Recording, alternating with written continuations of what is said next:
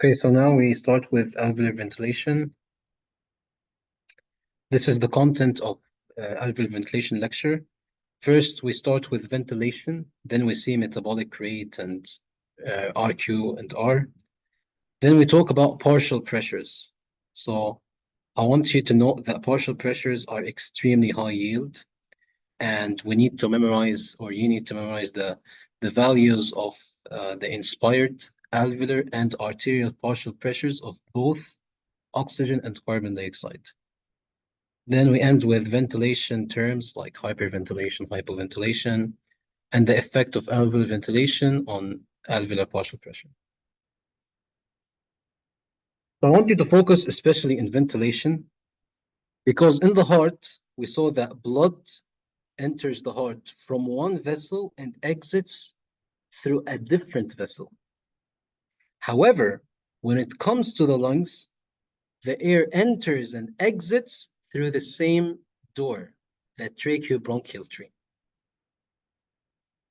So we've got here our tidal volume. It's the fresh gas that we're going to enter into the lungs. Okay, it's normally 500 or 450 milliliters. And we have the dead space volume.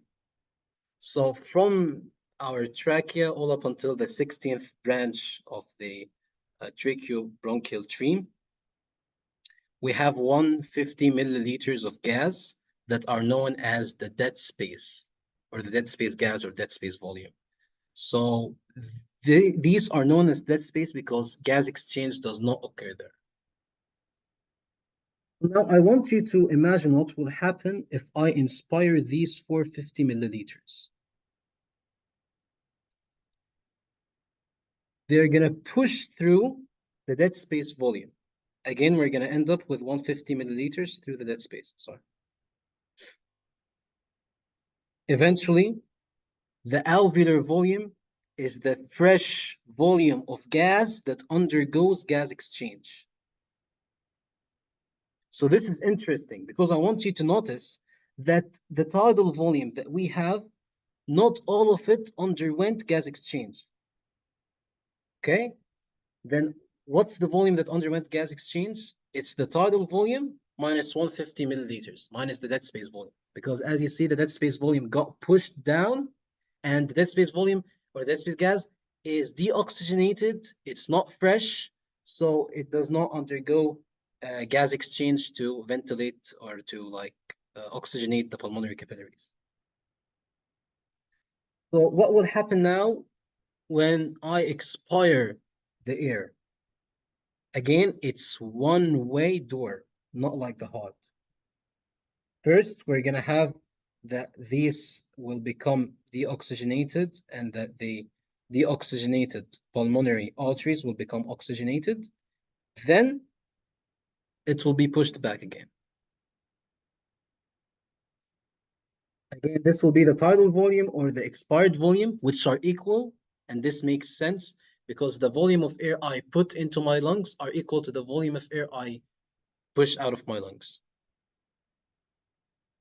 Now for the equation side, it makes sense if you understand the process. The tidal volume is equal to the dead space volume plus the alveolar volume. So for example, this is the dead space volume, this is the alveolar volume, and this is the tidal volume. But we usually represent it in this way, in this, because this involves only two variables, okay? And I already know the dead space volume is 150. So it only involves one variable if you think about it. Therefore, if I know what the tidal volume is, I can find the tidal ventilation with the respiratory frequency, and I can find the number of molecules. If you remember, concentration times volume always gives you the number of molecules. Here I multiplied by the fraction or the concentration. It gave me the number of molecules. And here I multiplied by the respiratory frequency or the respiratory rate. So for example, this will give me the volume of tidal air in 1 minute, for example, okay? And essentially, what this dot represents is that it tells you that it's a rate. So whenever you find a dot on top of a variable, it's like a rate. Okay. I forgot to tell you that I only highlighted the important equations. So like these equations, I've never seen Dr. Shams ask about them, to be honest. Okay. So as long as you understand from this slide, this equation, particularly this one, you're good to go. And of course, the process. There's two things to note though. First is that the dead space volume, it can be made the subject of the equation. Okay. In case I want to calculate the dead space, someone might ask, why do I need to calculate the dead space if I already know it's 150 milliliters? The answer is the 150 milliliters refers to the anatomical dead space, not the physiological dead space. Okay. And this dead space right here, it refers to the physiological dead space. Okay. Now we do not need to know the Bohr equation at all. You can just note down as a fact that you can find the physiological dead space through the Bohr equation, which is basically this exact equation, but we have dead space volume as the subject of the equation. The second thing to note down is, actually, let me ask you, what do you guys think will have a greater effect on gas exchange? Is it the tidal volume, like the volume of air I get into my lungs, or is it the frequency of my respiration?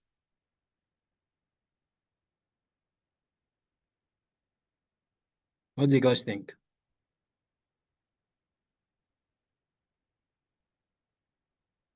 Okay, which will have a greater increase in gas exchange? An increase in respiratory frequency, like, or an increase in tidal volume, so the volume itself, which will like lead to a greater increase in gas exchange.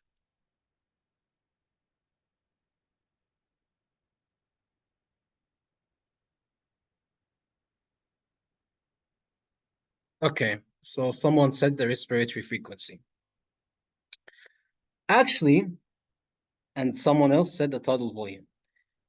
Actually, it's the tidal volume. And you can actually try it yourself. If you increase your respiratory frequency and do not increase the volume, you won't feel like you're being ventilated with air. Like try it right now. If you do, you don't feel like there is actually a gas exchange occurring in your lungs, right?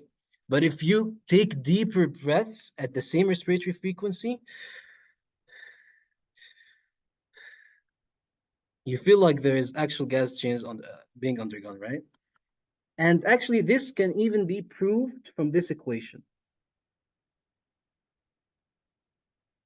And this is because respiratory frequency increases dead space ventilation, okay? But the tidal volume only increases the alveolar ventilation, okay? So increasing the tidal volume will increase both the dead space volume, the dead space ventilation, and the alveolar ventilation, whereas the tidal volume will exclusively only increase the alveolar ventilation, okay? So you can actually try any values by your own, like try to double the respiratory frequency and try to double the tidal volume, and you will notice via calculation that the alveolar ventilation will increase more when the tidal volume is increased. Okay, so here is a question. Actually, it's a little bit challenging, but hopefully you guys can get the hang of it. So would someone want to try to answer it?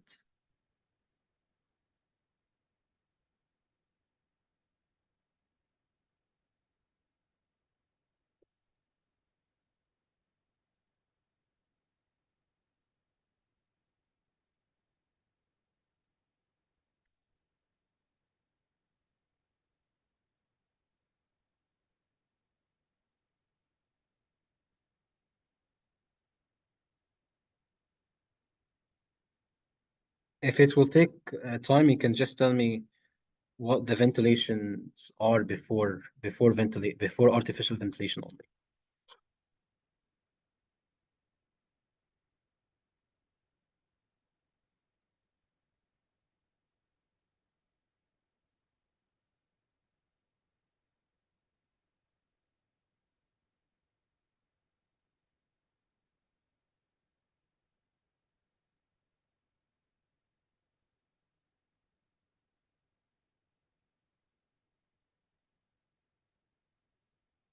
Okay, I think I'll just answer it by myself since no one participated. Um, I'm not gonna read through the entire case. I'm just gonna see the values. So before applying a ventilator, where's the ventilator? Yeah, before applying the ventilator, the tidal volume of the patient was 500 milliliters, and the respiratory frequency was 16 breaths per minute. After applying the ventilator, his tidal volume was 250 milliliters, and his respiratory frequency was 32. Now they want us to calculate the ventilation. As I told you, remember this equation? This equation? It's like you only have one variable that you need to find, the tidal volume. If you find it, خلاص, you can fill the entire equation, and then you can multiply by the respiratory frequency. Here they gave me the tidal volume. Therefore, I know that I can use this equation times the respiratory frequency to calculate the ventilation. Okay? And this will be the answer. I apply the equation, I calculate before artificial ventilation and after artificial ventilation. Okay? Now moving to metabolic rate and oxygen consumption. Honestly, this slide, like Dr. Shams doesn't ask about it, but I'm going to say it for the sake of completion.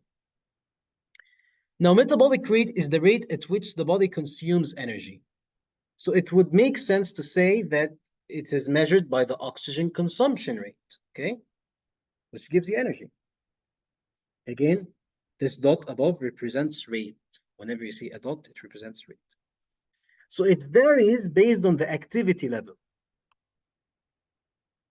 اللي هو work rate. As activity level increases, as work rate increases, the consumption of oxygen increases as well.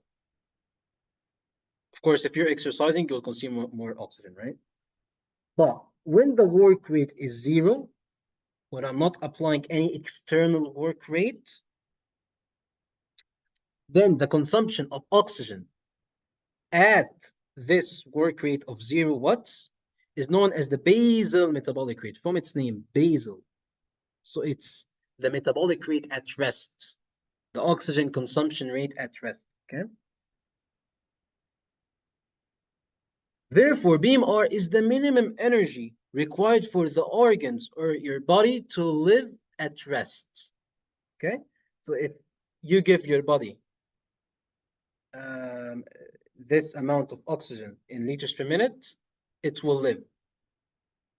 It cannot live by a value less than that, and it will be sufficient, okay?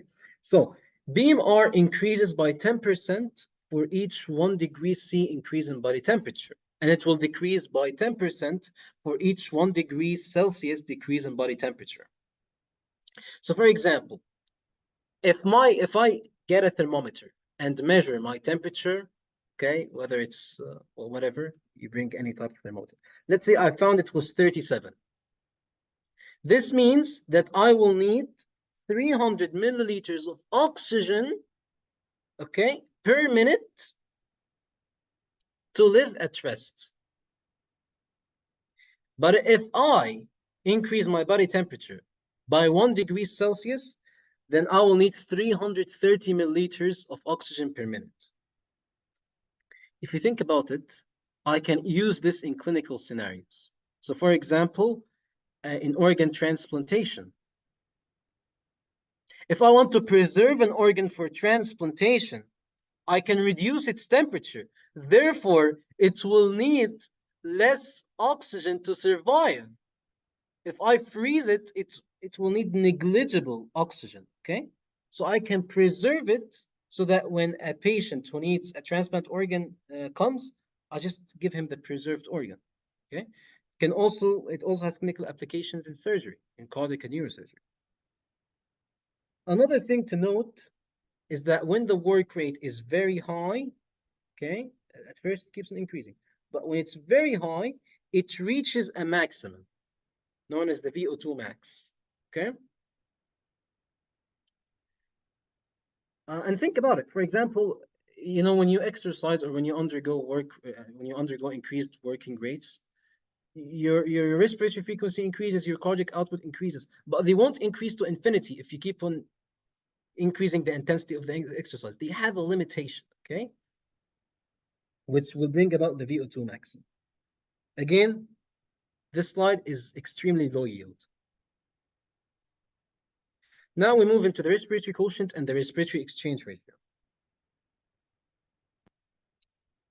So both will equal the amount of carbon dioxide produced over the amount of oxygen intaken, okay? يعني, for example, but of course, respiratory quotient is in tissues and respiratory exchange ratio is in the lungs. And for example, let's say that this is a tissue, okay?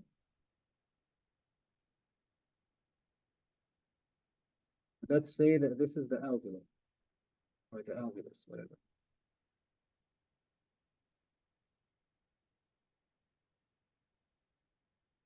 Okay.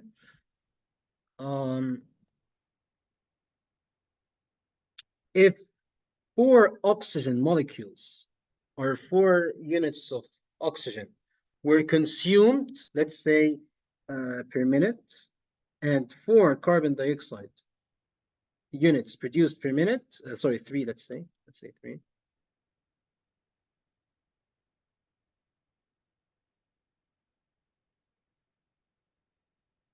Then the respiratory exchange ratio will be 3/4.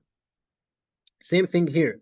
If 4 oxygen molecules or 4 units of oxygen enter the bloodstream and 3 units of carbon dioxide exit the bloodstream, then the respiratory exchange ratio is going to be 3/4. But of course, this is at the level of the tissue, so this should be respiratory quotient. Sorry. Okay.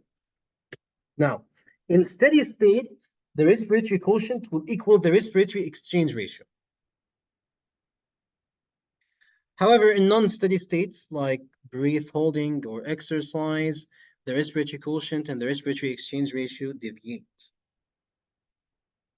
Now, the respiratory quotient values for macromolecules when they are aerobically expired, they need oxygen molecules to be respired, right? So for glucose, if it takes in 6 molecules of oxygen, it gives out 6 molecules of carbon dioxide. So it has a respiratory quotient of 1. For protein, its equation will give you a respiratory exchange ratio of 0.8. And for fats, it's going to be 0.7.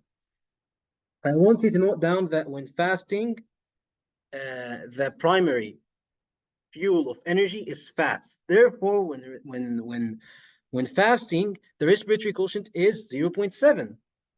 And as we said, in steady states, the respiratory exchange ratio will equilibrate to equal the respiratory quotient. Therefore, when fasting, R equals RQ, which will equal 0.7. Okay, now we move into partial pressures. So first of all, what's a partial pressure? Partial pressure is the pressure exerted by a gas in a mixture of gases that include other gases, right? So for example, the pressure exerted by these 2 molecules of gas in the entire container. Okay, this is what partial pressure is.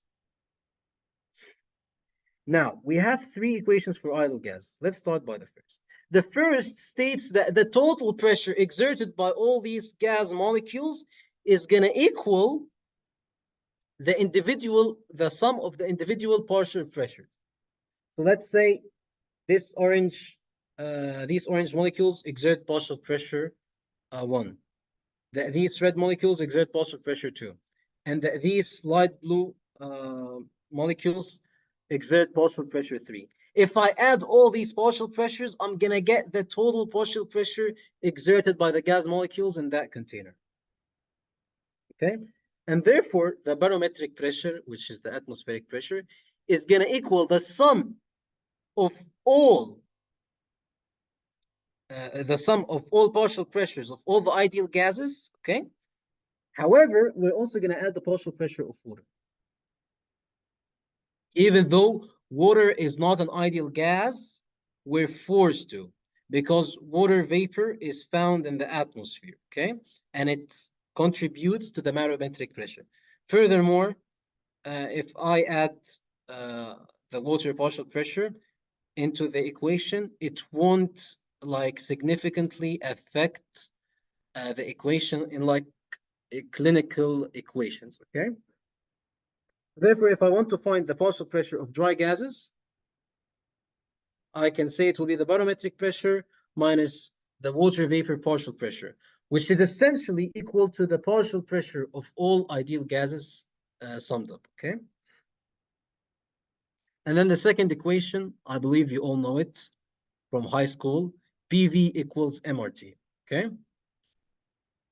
Let me tell you that these two equations, if you do not fully understand them, it's okay because they don't get asked about Islam. Okay? Thus, we will need them like maybe to derive the third equation. So this P, okay, represents the pressure. Someone might ask me, is it the pressure or the partial pressure? I'll tell him both, as long as they are all ideal gases, okay? So it can be used for this individual gas molecule. It can be used for both of these gas molecules. For these three gas molecules, I can find it using PV equals MRT, or even for the entire gas molecules, okay, collectively.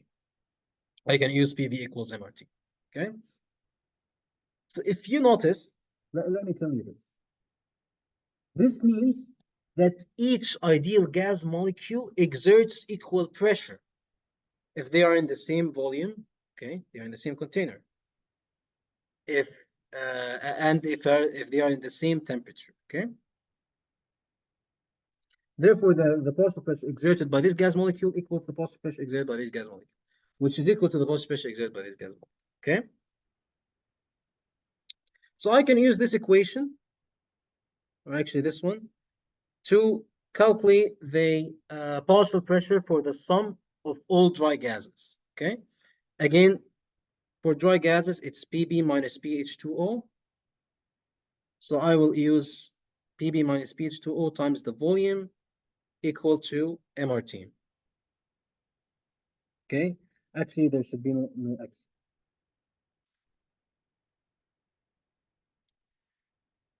So if you remember, I told you that each gas molecule exerts equal partial pressure as long as they are all ideal.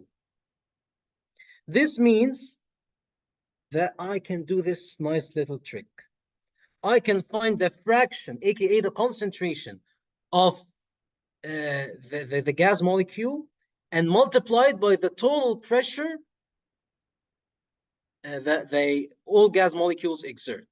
Okay, so Fx represents the amount of X, okay, let's say one molecule, over the amount of all gas molecules.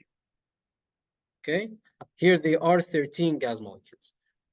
So the partial pressure exerted by one gas molecule is going to be 1 over 13 times P total. This will be the partial pressure exerted by all individual gas molecules. If I want to find the partial pressure exerted by 4 gas molecules, like the ones in orange, I just multiplied by 4 because they are all equal. Okay? That's it. It's as simple as that. Then we have that Px is equal to Fx times Pb minus pH2O. Can someone tell me why we subtracted the water vapor partial pressure?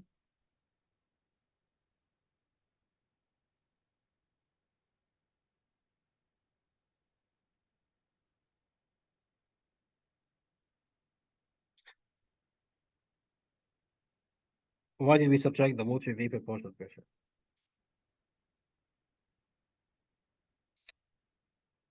Well, the answer is water is not, or water vapor is not an ideal gas. So it does not exert an equal partial pressure because it does not follow the equation PV equals MRT. Okay? So therefore, I just assume, let's say that these are the water molecules.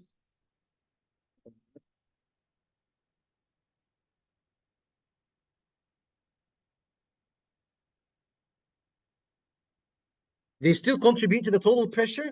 However, they do not exert as equal partial pressure as all the other individual gas molecules.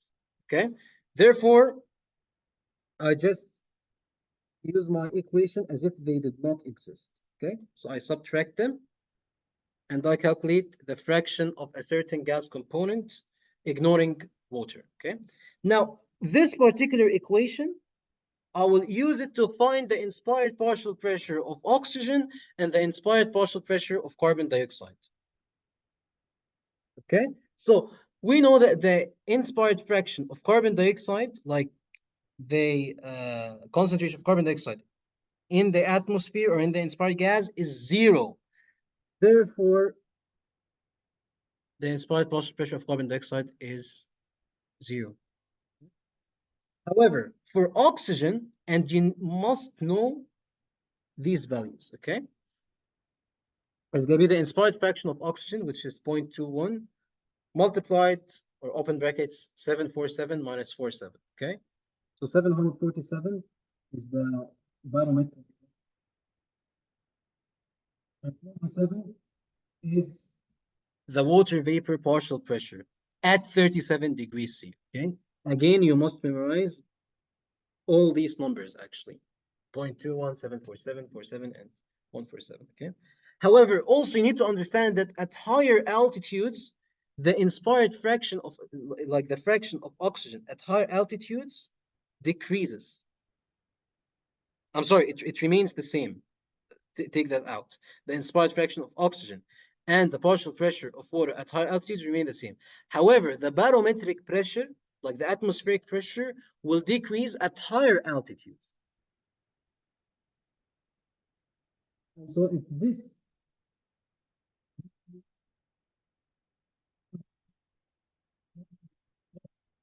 decreases, okay? This is extremely high yield. Now I want to calculate the alveolar partial pressure of oxygen. What do you think will be more? This is a question for you guys. The alveolar partial pressure of oxygen or the inspired partial pressure of oxygen?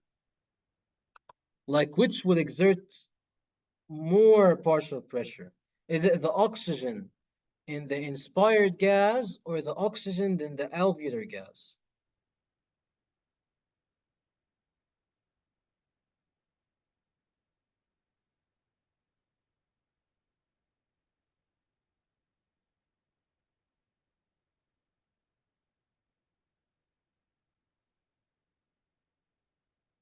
Yes. So partial pressure of oxygen, right?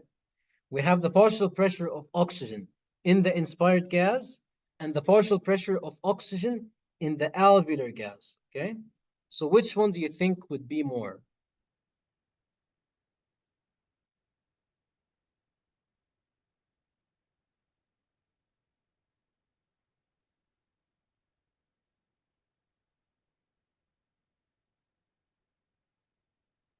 In the alveolar gas?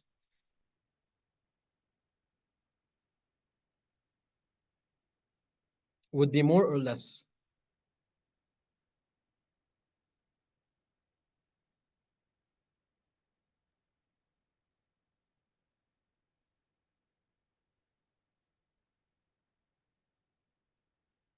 Do you think that the oxygen partial pressure in the alveolar gas would be less or more than the inspired gas?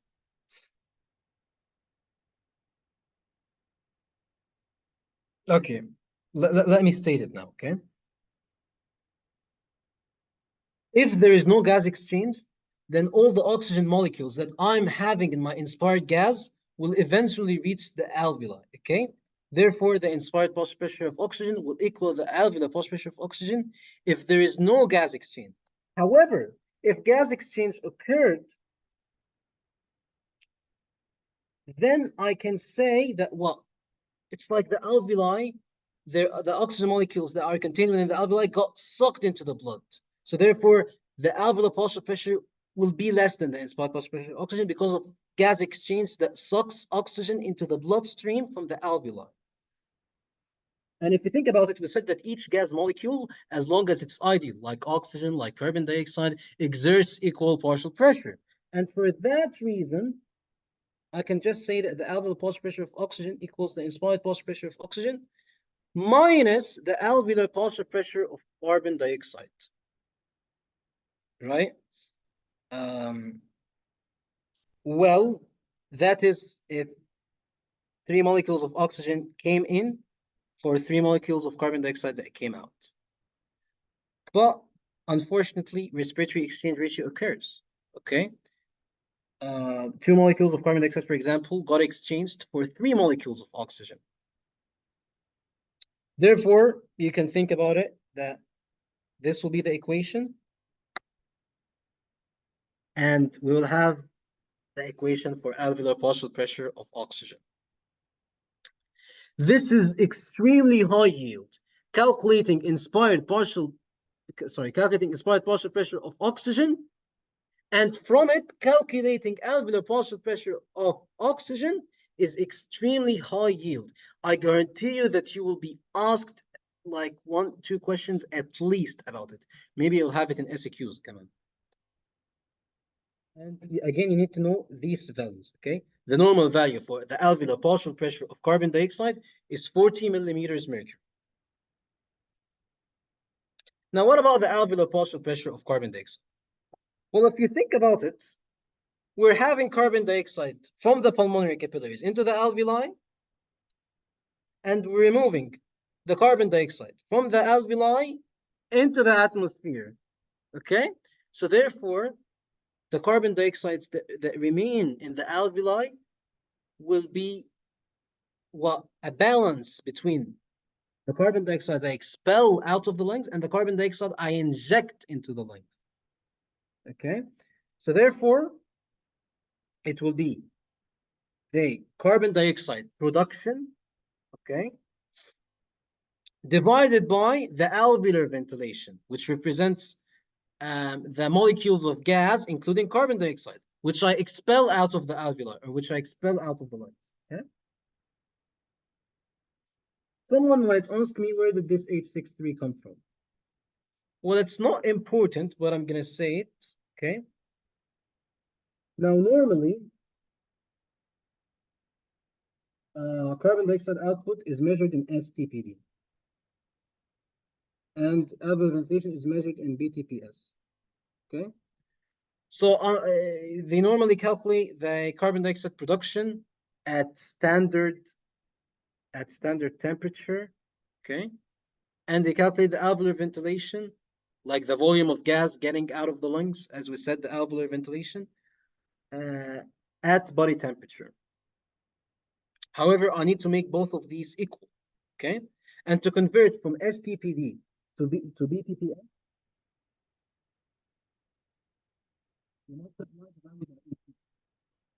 this is where the value came from. However, it's not really important to know it. Okay?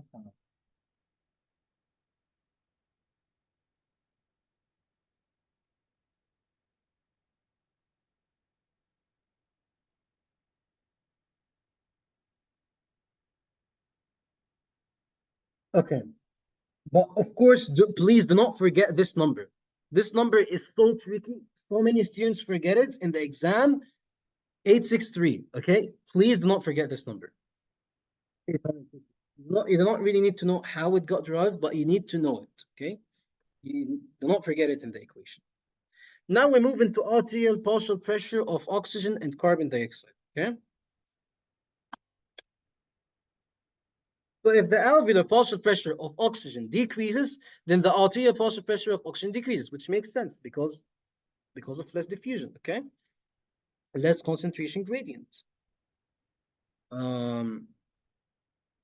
So for example, at high altitude, what did we say? We said that the barometric pressure decreases, so the inspired partial pressure of oxygen will decrease. And if the inspired partial pressure of oxygen decreases, the alveolar partial pressure of oxygen decreases, which will eventually decrease the arterial partial pressure of oxygen, okay? Same case if we decrease the arterial partial pressure of oxygen, we will have reduced alveolar partial pressure of oxygen. Now, I really need you to be careful because this idea was in like 2 previous batches SEQ.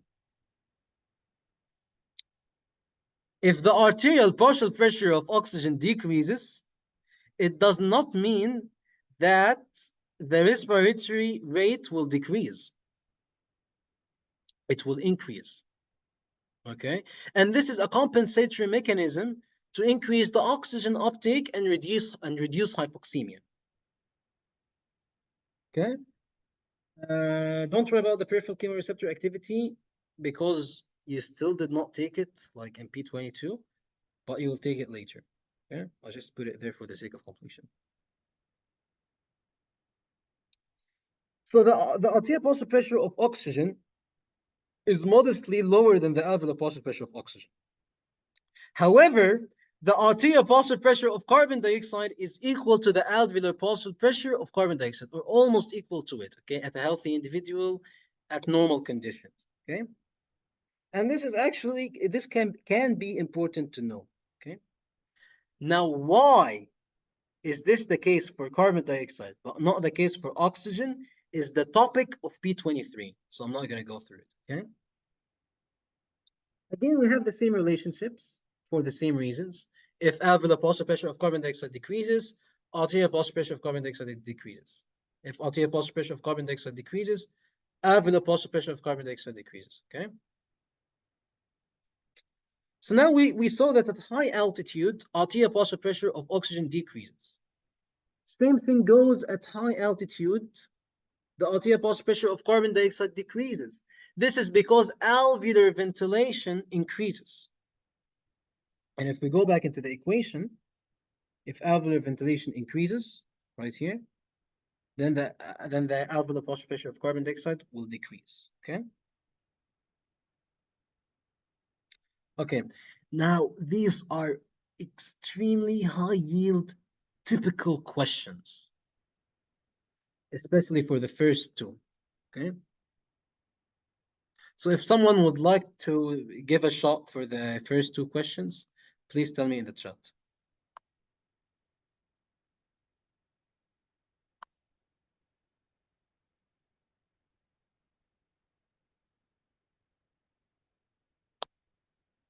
Okay, I'm gonna go through them. Okay. Okay. So,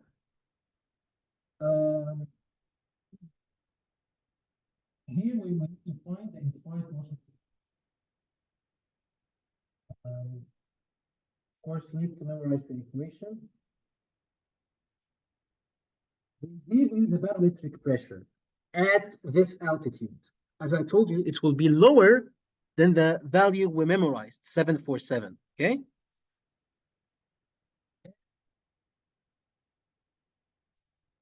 Why? Because you need to know the partial pressure of water, 47. Okay. And it's the same at all altitudes.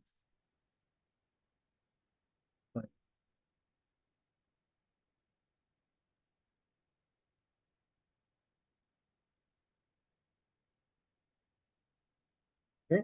And we, of course, need to know this, 0.21, and we need to know this, 47. Okay. Now we need to know the barometric pressure at sea level, okay, which is 747. But at higher altitudes, you do not need to know the barometric pulse pressure. For that reason, they gave it to us and they asked us to calculate the inspired pulse pressure. That would be the answer. Now, the inspired pulse pressure of oxygen that I calculated at this altitude will be used to calculate the alveolar partial pressure of oxygen.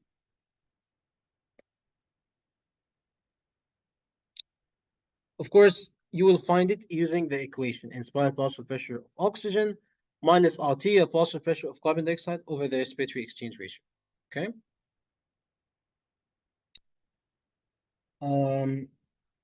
Okay. Now, this question will also require this equation, but you will make the inspired fraction of oxygen the subject of the equation. Okay. I hope that if you're watching this at your homes recorded, you are trying to answer the question yourself before seeing the answer. Okay, this is how you go. Now this is a bit of a challenging question. It's in Shams practice questions in Palmo P22 to P28. This question, you feel like you can do this equation, okay? Do not forget the H63. However, he gave you the arterial pulse pressure of carbon dioxide. But we said the arterial and the alveolar pulse pressures of carbon dioxide are equal. Therefore, we can take it to be the alveolar pulse pressure of carbon dioxide. Then, okay, but another thing that they didn't give me is the carbon dioxide production. However, they gave you the oxygen uptake, right? They gave you the oxygen uptake. Now, of course, from the oxygen uptake, you can find the carbon dioxide production if you have the R. See? And then you apply the equation. Okay. Now, we're almost done. I know it's like a bit harsh, but we're done with the high yield stuff. Okay. And we go through some things. Okay. Now, the terms normal ventilation, hyperventilation, hypoventilation, they only involve respiration. Sorry, they involve respiration and blood gas chemistry. So if I'm just having an increased ventilation without having a change in arterial pulse pressure of carbon dioxide, I'm not in hyperventilation. Okay? Because hyperventilation is when the arterial pulse pressure of carbon dioxide is below normal. And of course, you're breathing faster or deeper than required to meet metabolic needs. Someone might ask me, why did the arterial pulse pressure of carbon dioxide decrease? Well, your body usually in hyperventilation is in the state of needing more oxygen. Therefore, as a compensatory mechanism, the respiratory frequency and the alveolar ventilation will increase. But it will increase it will increase disproportionately higher than the carbon dioxide production. So even if the carbon dioxide production is increasing, okay, the alveolar ventilation is increasing way more. Hypoventilation will be the opposite case, okay?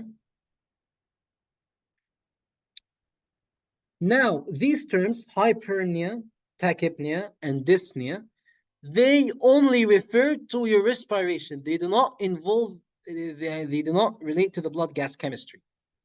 So if you have normal arterial partial pressure of carbon dioxide, but an increased ventilation, you are hyperpnic, okay? And this is what's surprising for most people. The arterial partial pressures of oxygen and carbon dioxide do not change during exercise. Therefore, exercise is hyperpnic, but it's not hyperventilation. It cannot be described as hyperventilation, okay? The reason for that is that, yes, the alveolar ventilation increases, but the production of carbon dioxide increases at the same proportion. Okay, so if 2 arrows here, I have 2 arrows here as well. If this is doubled, then this is doubled. Now, this is the last title we have for today's content. The effect of alveolar ventilation on alveolar partial pressure. Take a look at this graph. Actually, this part, you just need to understand that if alveolar ventilation increases, okay, then oxygen, the alveolar and the arterial partial pressures of oxygen will increase because you're taking in more tidal volume or more respiratory frequency. So the inspired partial pressure of oxygen increases, but you're also expelling out more tidal volume, which we said is equal to the expiratory volume. and you're doing it at a higher respiratory frequency. You're expelling more carbon dioxide out of the lungs, out of the pulmonary capillaries. So you're reducing also alveolar and arterial partial pressures of carbon dioxide. And this is in the form of such a graph, okay? Now, what you need to notice, this is not important, but we're going to state it. As the alveolar ventilation increases, okay, both the alveolar partial pressure of oxygen and the alveolar partial pressure of carbon dioxide approach their inspired partial pressures. Okay, not only that, but if, say, for example, you doubled the alveolar ventilation, and this will have protein, this will have the alveolar partial pressure of carbon dioxide. Okay, and if you double the alveolar ventilation also from 5 to 10, it's gonna have the distance. This.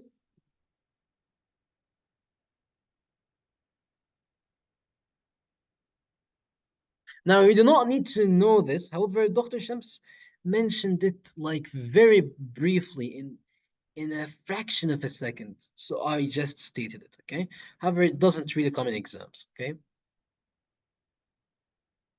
And this is just what I noted. Remember the clinical scenario, the first question I gave you, calculating the ventilations, total, alveolar, and dead, before and after applying an artificial ventilator. If you notice, after we applied an artificial ventilator, the alveolar ventilation decreased. Right? So now what effect will this have on the arterial PO2? Go. Okay. Also, I forgot to say that this graph applies when the carbon dioxide production is constant, okay? Because if, for example, the alveolar ventilation increases within proportion as the carbon dioxide production, like they are both increasing at the same rate, if one is doubling and the other is doubling, there will be no change, as we saw in hyperventilation, okay? So this is when VCO2 is constant, okay? Yeah, or when like its effects are not really significant. So back onto the question, as you can see, the alveolar PO2 will increase when the alveolar ventilation increases because it pushes in more volume of gas into the lungs. And so for that reason, the alveolar pulse pressure of oxygen will increase, which will increase the arterial pulse pressure of oxygen. I'm sorry, it decreased, right? Sorry, this value decreased. So it will decrease the alveolar pulse pressure of oxygen and decrease the arterial pulse pressure of oxygen, as shown by the sequence of these arrows. So I think that's it for this lesson. Any questions?